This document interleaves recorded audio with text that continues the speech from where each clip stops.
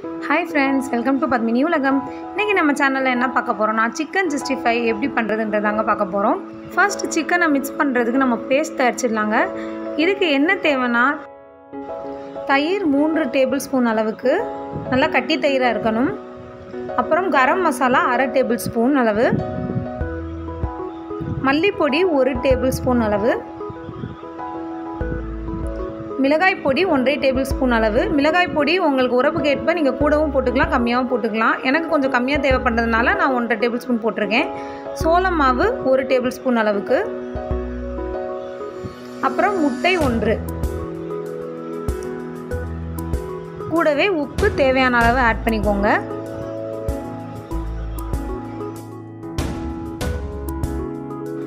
இது எல்லாத்தையும் நல்லா மிக்ஸ் பண்ணிடுங்க. ஒரு பேஸ்ட் கன்சிஸ்டன்சிக்கு வரும். கொஞ்சம் தண்ணியாக இருந்துச்சுன்னா நீங்கள் இன்னும் கொஞ்சம் கார்ன்ஃப்ளவர் மாவை ஆட் பண்ணி கொஞ்சம் பேஸ்ட் ஆக்கிக்கலாம். இப்போ பார்த்திங்கன்னா நல்லா மிக்ஸ் ஆகிடுச்சு. இப்போ நம்ம வச்சுருக்க சிக்கன் பீஸுகளை இதில் போட்டுடலாம். நான் 1/2 கிலோ சிக்கன் எடுத்திருக்கேங்க. எங்கள் சேனலுக்கு முதல் தடவையாக நீங்கள் வரதா இருந்தால் கண்டிப்பாக எங்கள் சேனலை மறக்காமல் சப்ஸ்கிரைப் பண்ணிடுங்க ஃப்ரெண்ட்ஸ்.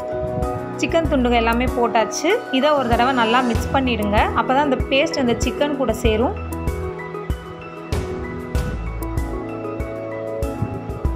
இந்த மாதிரி நல்லா மிக்ஸ் பண்ணிடுங்க.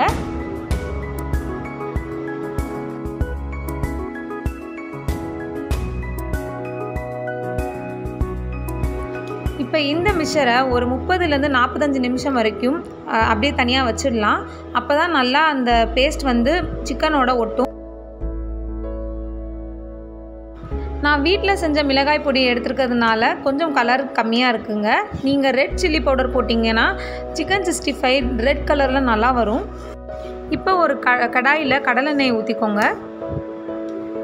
எண்ணெய் நல்லா காஞ்சதுக்கப்புறம் நம்ம சிக்கன் துண்டுகளை அந்த மாதிரி போட்டுடலாம்.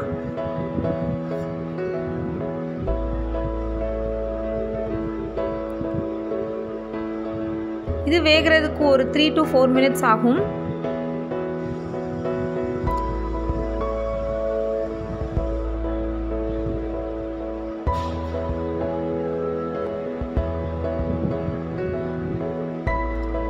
இப்போ பார்த்தீங்கன்னா இதை கொஞ்சம் நேரம் வேக விட்டுறலாம். 3 to 4 மினிட்ஸ் ஆகுங்க. இப்போ பார்த்தீங்கன்னா நல்லா அந்த மாதிரி ரெட்டிஷ் ப்ரௌன் கலரில் வரும்போது அதை நம்ம வெளியே எடுத்துடலாம். இன்னும் கொஞ்சம் வேகணும். பார்க்கவே மொறுமொறுன்னு அழகாக இருக்குது பாருங்கள். இப்போ பார்த்தீங்கன்னா நம்ம சிக்கன் ரெடி ஆகிடுச்சு. இதை நம்ம எடுத்து வச்சிடலாம்.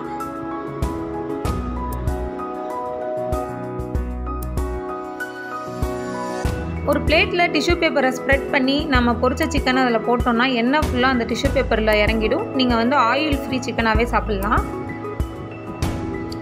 இப்போ பார்த்தீங்கன்னா எவ்வளோ அழகாக ரெட்டிஷ் ப்ரௌன் கலரில் சிக்கன் 65 ரெடியாக இருக்கு பாருங்கள். இப்போ நம்ம மற்ற சிக்கன் துண்டுகளையும் பொரித்து எடுத்துடலாம்.